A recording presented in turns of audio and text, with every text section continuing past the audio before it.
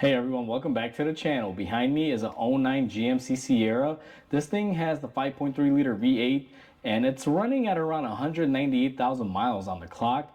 Today I'm going to show everyone how to replace your power steering high pressure line without having to remove the pump. Now before we go ahead and begin, if you haven't subscribed to the channel, hit the subscribe button down below. Definitely smash the like button because it helps the channel out. And with that said, let's go and get started on today's video. In this process is going to be to remove this lower shield. This is basically right where your belt drive would be behind this. We're going to take our 15 millimeter and just go ahead and remove the 4 bolts.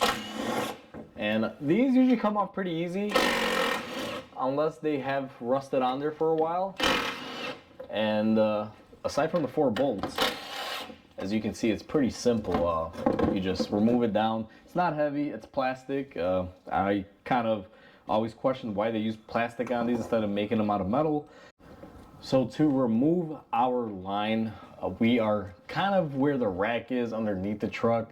This is where the crank pulley would be, and we're looking where the lines enter the rack and pinion. And it's very difficult to see because I can't get the right angle, but in here, in between these two lines, there's an 8 millimeter. We are going to have to remove that 8 millimeter. Just like that. Now once you remove it, make sure you don't lose this bolt. It's a pretty unique bolt and sizing. That's what it looks like. We're gonna go ahead and take that and throw it off to the side. Now what we can do is go ahead and wiggle our hoses off. And once you do that, these hoses are a unique design. They interlock with each other, so you can see here that we can spin this one off, and it does have this little plastic lock that you will have to take off. Once you take that off, you can see our lines come apart. Make sure you save your safety lock. I dropped mine here on the frame, but we're gonna find that here in a second. Now that we've gotten our hose removed from our rack and pinion, what we're gonna do is we have to remove our high pressure line from our pump. Now our pressure line comes in through here, so basically if you loop it up, you'll see as a shiny line goes right behind there. Now this is typically easier to do with the pump off. However, we are not going to be removing our pump. We're going to be fighting this a little bit here, I believe, because it looks pretty rusted up. Now to give everyone a good visual, see where that line goes in behind the pump, and there's not really a lot of room. The best way that I can show this, and hopefully I don't block it, and I'm gonna get the camera set up here, the best angle. Now I don't know if this is gonna fight me or not, but we're gonna take our 16 millimeter wrench, and we're just gonna hope that this loosens up. Now I'm going to have to pull this towards me, so I should probably go this way, and let's give this a try here. Oh, okay, not too bad. So as you saw, it broke loose, and now our line is pretty loose here. And to be honest with you, I think we may get lucky here. If this thing just spins out nicely, this is going to be a very good win for us, and this will please me quite a bit. And it looks like it's spinning off fairly easy. I'm surprised because looking at that connector, I didn't think that was going to give up that easy. So this is going to take quite a bit of time here because I'm clearly behind a bad angle here. So let me see if I can maybe get my other hand in here and see if we can spin this off. And oh yeah, wow. So I'm kind of tucked here using my right hand. We're gonna spin this off, and we got it off just like that. That actually took no time. I'm actually quite surprised.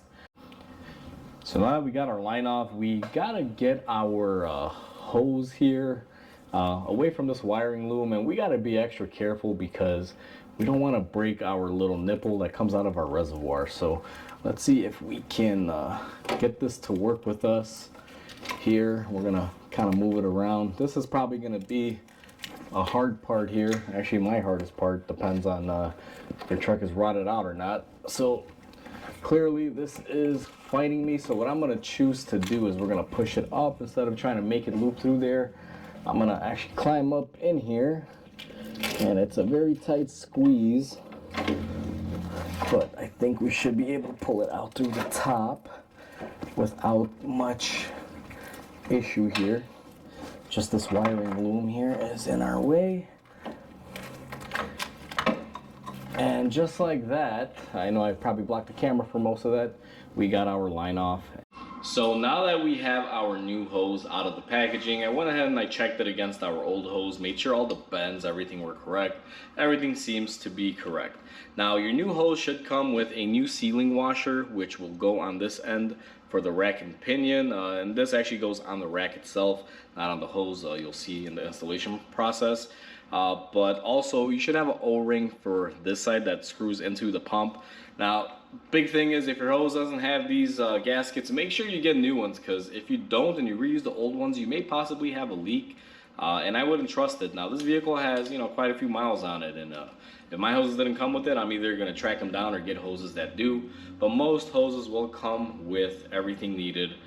Sometimes even at the dealer they will, or you might just have to order them separately. Now, ours are aftermarket hoses. They come complete. Believe it or not, these are made by the same supplier that makes the AC Delco originals. So, you know, basically it's an AC Delco part with another parts store sticker on there. But either way, let's go ahead and install our hose. So for the installation, we're gonna have to do what we did prior, where we loop our hose from the top. So what I'm gonna do is climb up in here, and I'm gonna block the camera temporarily here. And let's see if we can't get this to come through, just like that. And then we just basically pull out the rest of our hose here. Definitely beats breaking anything. Just make sure you loop it in there correctly, and just like that, we have our hose in there. And this is gonna be the most crucial part, I would say, of this process. Make sure that you get it in there, and make sure that you start threading in by hand. You may not be at the correct angle. I mean, at this point, it's just anyone's ball game when it comes to this. Now, I think I got my threading started here, and since I took the old one off by hand, this one should thread in by hand, but actually I was wrong. I wasn't even close. This process is the hard part. So let's just see here. Now I gotta make sure that I'm tightening, because everything is gonna be polar opposite. And since I know the camera's not gonna be getting much of this, because this may take me a few minutes, what I'm gonna do is probably end this clip right here and bring you guys back in when everything is nice and secured. Now it's time to go ahead and install our lines, but we also have to replace our sealing washers that are going to be on our rack. Now, if we notice here where my screwdriver is pointed, you can see in the camera this hole is a larger diameter and this top one's a little smaller, and that's because we have a seal there. Now, I removed my bottom seal. What you're gonna do is grab a flathead screwdriver, come in here, and I don't know if everyone saw that. Now, I dropped the old one, but basically what you're gonna be pulling out is a little seal that looks like this. Once you get that out of there, you can see how the diameter of the hole is pretty big. Now that our gasket is out of there, or our sealing washer, we're just gonna take a rag, clean up, make sure that there is nothing on those surfaces. And what we're gonna do is take our new sealing washers, and these go on pretty easily. You just basically push them back into place and don't drop them. I just dropped that one. We're gonna pick it up here in a second. You wanna make sure to push a little firmly and make sure they are in there. And then we're gonna take our second one here that we dropped and go ahead and do the same thing. Make sure that you give them nice and firm pressure to stay in there. So now that we have that in there, what we're gonna do is take our line from our cooler, and we're going to take our high pressure line, and we need to connect these two together just like so. Now there is a clip that will space these out correctly that I have to grab here. Let me go and grab that off camera here for a split second. And we went ahead and we got that clip. And what we're gonna do is just clip these lines together like so. Now this is gonna be a bad angle because the camera's really zoomed in here. But what we're gonna do after that, you wanna watch your sealing washer, make sure you don't drop them, and then just directly apply some firm pressure just like that. And now that we have them in there, they're not fully seated. What I'm gonna do is take my ratchet with my 8mm, It's hard to get them to push in there 100%, so we're going to be using our 8mm fastener here. I'm going to go ahead and start the bolt off, and then what we're going to do here is slowly tighten this and make sure that our hoses are going in there easily without any force. If you have to force this in there, then something is wrong. You may want to check. But just like ours here, we can see right there, I just felt it. They pushed their way through onto the sealing washer. And we're just going to go ahead and tighten it from here. Now, these don't take a lot. Once you feel it, just a little snug, just like that. I have to look up torque specs. Normally I just snug them, but since I do have a new everything here, I do like to torque this into place. So I'm going to figure out that torque spec here on Mitchell, and I'm going to go ahead and torque it, and then we are done with this part of it. Now that we got everything put together, we're going to go ahead and fill up our system. And for those of you that are wondering, I did tighten that clamp on my cooler. I did not forget. I just didn't show it on camera here because honestly it's just really boring tightening up a clamp on a cooler line. But if you did it the way I did it, make sure you tighten up that line. Now what I'm gonna do is go ahead and fill this up with some power steering fluid, which in this case is just Dexron transmission fluid. Now I'm making quite a bit of mess, but it's okay because I haven't cleaned up here. I want to give my system an initial fill and let all the lines and everything fill up and just kind of bleed out. Now one thing that you can do is go in there and turn on the wheel of the lift up the truck and turn the wheel left and right. That'll help push some fluid through the rack and push out any air that we might have introduced. I'm not gonna really do that. I'm just gonna give it a little bit of time because I do have to do some other things to this truck, and you know, I'm just gonna kind of let it chill like that.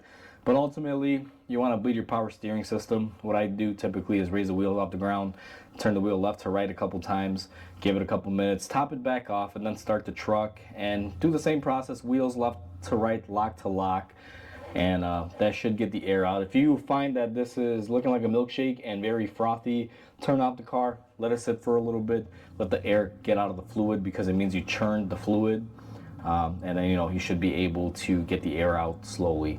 But other than that, we are pretty much wrapped up with the hard parts of this job. Next thing that we have to do is basically throw our skid plate back on. So we are all set and done. That's how easy it is to replace the hose. Now, I will be honest with you, I didn't anticipate it to crack loose that easy. The hardest part of this job is cracking it loose and then getting the new line to fit back in there without cross-threading it on the pump. So you got to kind of get in there. Really, smaller the hands, the better. The other thing that I want to notate on this is make sure you replace those seals on your rack and pinion. They come with the hose, so you might as well replace them. They can be a little tough to get off depending on how long they've been in there, but always replace those and make sure you got new O-ring seals like I mentioned in the video. So aside from that, this video will pretty much cover almost every GM truck out there that has this power steering system. They're all pretty much identical. So whether you drive a Tahoe, Suburban, Yukon, Sierra, Silverado, I mean pretty much any platform of this truck in this era, this video will cover. So hopefully this video helps you guys out. Like always, comment, like, and subscribe because it definitely helps the channel grow. I hope everyone has a wonderful day, and I'll catch you on the next video.